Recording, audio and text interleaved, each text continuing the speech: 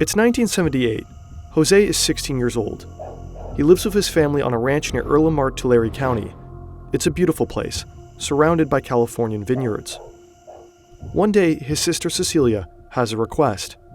She went and told me, "Hey bro, can you take me to India to meet this guy?" I said, "Sure, sister, why not?"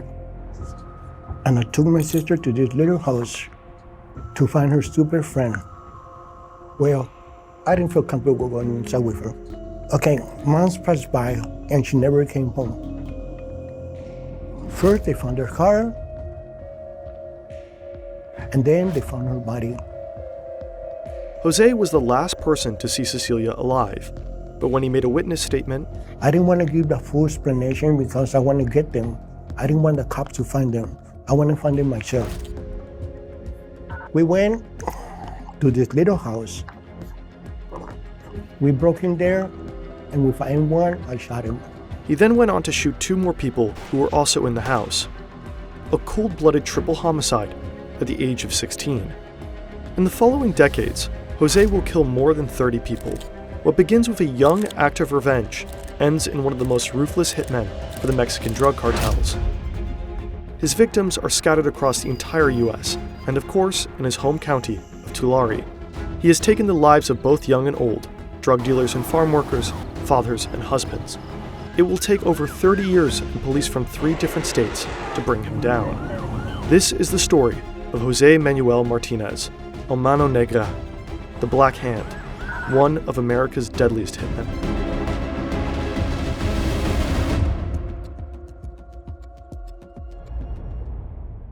We love animation and deep research, but it's expensive. That's why we have sponsors on this channel. We are grateful that the truly amazing platform Brilliant is supporting us. With Brilliant, you can learn new skills across a wide variety of subjects. It lets you explore all these fields without ever feeling bored or overwhelmed.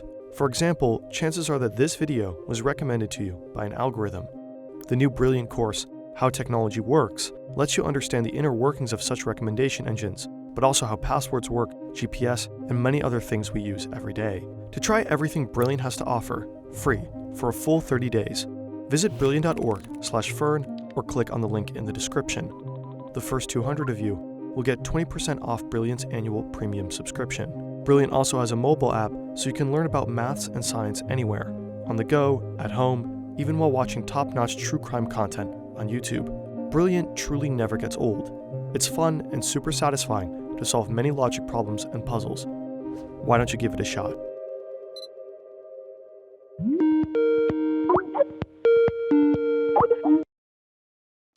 Before I ever met him, I talked to a lot of police officers, homicide detectives, murder detectives who had dealt with him. And they all said the same thing, which is when you meet him, he is the most charming person you will ever meet. This is Jessica Garrison, a journalist and author. In 2017, she met José in prison for a BuzzFeed News investigation and her book, The Devil's Harvest. I hate rapists. The perspective of his family was that he was the person in the family who always took care of them. If you were in the hospital, he was the person that would come visit you.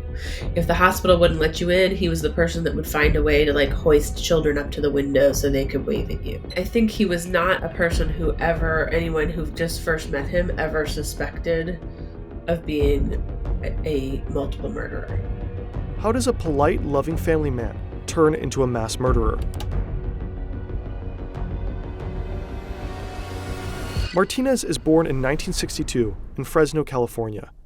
He's a U.S. citizen, but he grows up in Mexico until the age of 11. He then moves with his family to a ranch near Erlenmar. At the time, Tulare is the poorest county in California. His stepfather organizes laborers for the wine industry, and as a side business, deals drugs. At the age of 14, Martinez is sent on his first drug courier trip by bus. Later, he uses his own car. As a bilingual, US-born teenager, Martinez can easily stay under the radar of authorities. In 1977, the police raid his family's ranch. They confiscate $2.5 million worth of heroin and various weapons. Then in 1978, while his stepfather was in custody, Cecilia is murdered. Martinez said that he was a nice man until they killed his sister. Since then, he said fuck the rapers and the child molesters. So he did in 1979. His first victim is David Bedoya. A friend tells Martinez that Bedoya raped his sister. Martinez does the job for $500. His first murder for money. In 1982, he meets a man from a Mexican drug cartel, most likely Sinaloa. He only refers to him as Mr. X. Mr. X was involved in the moving of large amounts of narcotics, drugs from, Mexico through California and to points beyond. And Mr. X, gave Mr. Martinez numerous jobs killing people. Not every job for Mr. X is directly related to murder. Most of the time, Martinez is tasked with collecting debts from small-time drug dealers.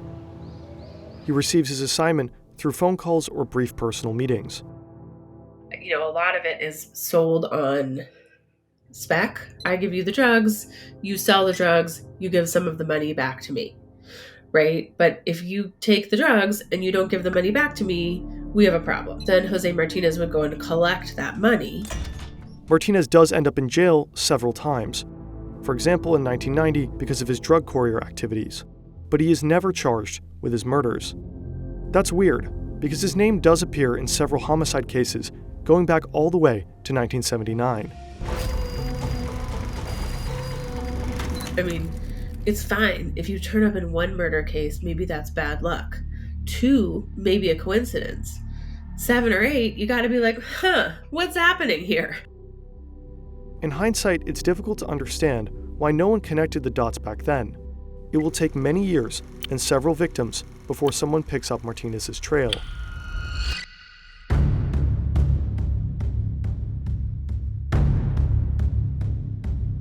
November 2006, Martinez flies to Florida to deal with a 20-year-old named Javier Huerta. Javier is accused of stealing 10 kilograms of cocaine worth around $170,000.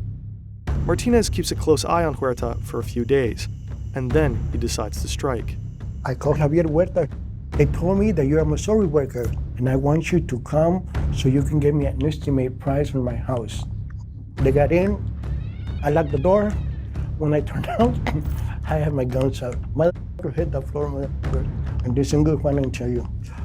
You stole 10 kilos from cocaine from me. If you don't get my money in 30 minutes, I'm gonna call my friend that is outside your house, and he's gonna shoot your family. Martinez gets the money. $150,000 are buried in Huerta's garden. He shoots Huerta and his colleague 4 times each. He binds their hands with zip ties and puts their bodies in Huerta's truck. He takes the car and drives it to the outskirts of a national park, smoking a cigarette on the way, perhaps to calm down. After the job, Martinez flies directly to his daughter's home in Alabama. His granddaughter is celebrating her birthday. He wants to use the money he just earned to make her happy. I got her. I took her to Toys R Us, where a kid can be a kid. I told her, babe, because I love you with all my heart, me and you, we're gonna walk in the store, and for 1 hour, you can pick whatever you want, okay? While Martinez is treating his granddaughter at Toys R Us, investigators in Florida discover Huerta's truck with the 2 dead bodies. They find a Mountain Dew can in the center console of the vehicle, with a cigarette butt laying in a puddle of the yellow-green liquid. They send the cigarette butt to a lab to check for DNA traces, but the test is not conducted right away. The evaluation probably isn't a big priority. Huerta was a construction worker and had many co-workers in the car with him. So investigators had little hope of a hit. In fact, the results won't reach them until years later. Martinez escapes conviction for the murder of Huerta, at least for the time being. In 2009, Martinez kills a man named Joaquin Barragan in Erlenmart for $8,000. He used a woman as a lure. She brought drugs from Barragan, contacting Martinez when the meeting was set. 3 days later, Barragan's body is found under a blanket, his hands bound with zip ties. The police question many people in Erlenmart about the murder. They learn that Barragan knew he was being pursued by a contract killer known as El Mano Negra, the Black Hand. A woman tells investigators that Martinez tried to hire her to lure Barragan to a remote location. Others say that El Mano Negra is in fact Martinez's nickname. The investigators don't have enough evidence against him, but they still decide to make a move. They arrest Martinez for violating probation, but when they knock on his door, he scrambles out his phone, removes the SIM card, and swallows it. Nothing else on there can incriminate him. When the police question Martinez, he claims that everyone in Erlenmark is lying, and that he didn't kill Barragan. They send him to prison anyway for violating his probation terms. When Martinez gets out of prison about a half a year later, he directly marches to the Violent Crime Division of the Tulare County Sheriff's Office. He wants his white Chevy Suburban back that the police had seized from him. Martinez agrees to answer a few questions from the police in return. He hints that he is a collector for a Mexican drug cartel from Guadalajara, and he also claims to know that Barragan was murdered, not due to debts, but because he was a rat. The investigators are suspicious. They suggest a lie detector test. These aren't technically valid ways of determining a lie, but police will still often use them for investigations.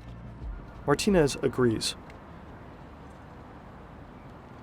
He is asked several times if he knows who killed Barragan.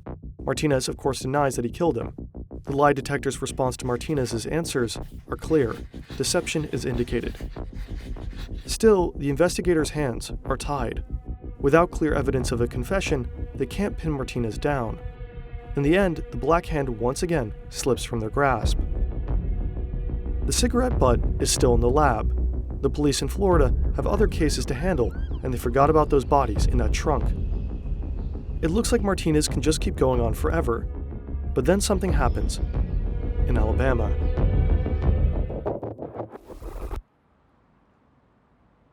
Early 2013, 35 years after the murder of Martinez's sister, 33 years after he shot David Badella for $500, Martinez is now 51 years old. He is once again visiting his daughter in Alabama. He spends a lot of time with his grandchildren, picks them up from school, dresses them up as Disney princesses, and has spa days with them. His daughter knows he's a criminal, but she thinks he's just a smuggler who helps to bring people across the border into the US. While at her home, Martinez has an idea. He learns that a friend of his daughter's partner needs help collecting a debt. He'll help him, but in reality he just wants to learn from the friend a little bit about his daughter's partner, Jaime Romero. Is he a good guy? He meets with a friend named José Ruiz. In the car, Martinez asks Ruiz about his daughter's partner. Ruiz says Romero is okay, but he proceeds to call his girlfriend names and a terrible mother. He doesn't realize it's Martinez's daughter. And so Martinez decides to forgive him, realizing that we're all human on this rotating rock in the void. And naturally we can all make mistakes. He patiently tells Ruiz, "Hey, I'm her father, and that's not a kind way to speak about my daughter." No. Martinez decides that José Ruiz must die. But not right now. People saw them together, so he returns to California for the time being, and Ruiz is allowed a few more weeks on Earth. On March 4th, 2013, Martinez is back. He goes on a little tour with Romero and Ruiz. They stop to stretch their legs in a remote national park. Martinez pulls out a gun, points it at Ruiz, and says, "The woman you insulted is my daughter, you bastard." Then he shoots him twice in the head. He gets back in the car and tells the shocked Romero to drive and better keep this to himself. The police quickly discover the dead Ruiz and find a Walmart receipt with him. They review surveillance cameras and identify a companion of Ruiz. It's Romero. He is arrested and suspected of murder. Shortly afterwards, Martinez contacts the police, providing Romero with an alibi and claiming that they were together at the time of the killing. But the police do not believe him, and Romero remains in custody. 1 month later, Martinez is visiting his son in Erlenmark. Suddenly, the police start banging on the door. Martinez is convinced that they are there because of him. Romero must have talked. He flees the house, and a sheriff deputy named Crystal Darrington gives chase. In reality, Martinez had nothing to fear. The police officer doesn't know a thing about the murder in Alabama. She had come to visit Martinez's son because she is investigating a series of robberies and hopes for his assistance. She apprehends Martinez and brings him to the station. A colleague whispers to Darrington that the man she brought in is El Mano Negra, supposedly a contract killer responsible for several murders in the area. They could arrest José Martinez and hold him for being a felon in possession of a gun. And instead, he convinced them to let him go. And he offered to get them, get bad guns off the street. We have a lot of guns everywhere. Many of them are legal and many of them are illegal. And so the police were interested in kind of getting illegal guns. And José Martinez assisted them with this. They thought it was because he didn't want to get locked up. That may be true, but I think it's also because he kind of wanted to keep tabs on, he knew he'd committed this murder in Alabama.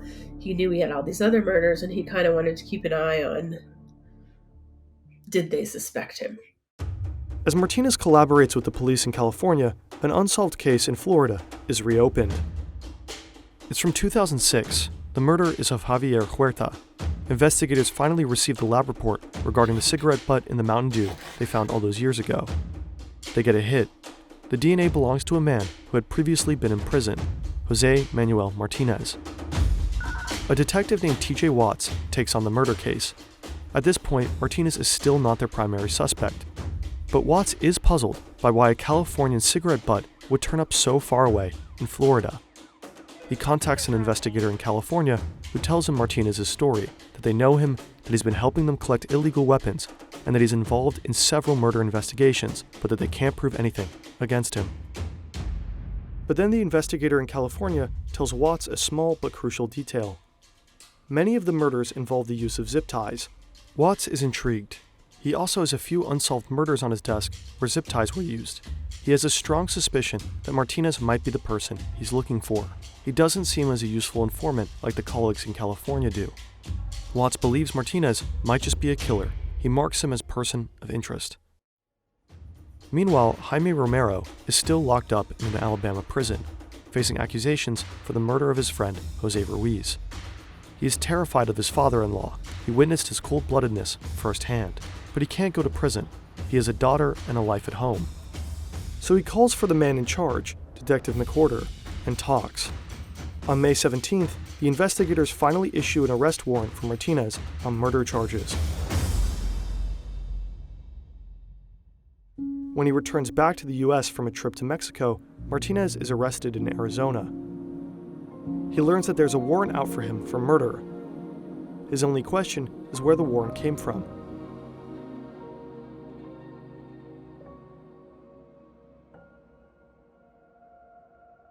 McWhorter is the first to hear about Martinez's arrest at the border.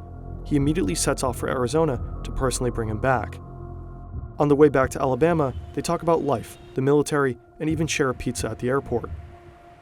McWhorter is surprised at how little Martinez seems to care about being charged with murder. Upon arriving in Alabama, they are met by Detective Watts. He too had jumped on a plane to interrogate Martinez.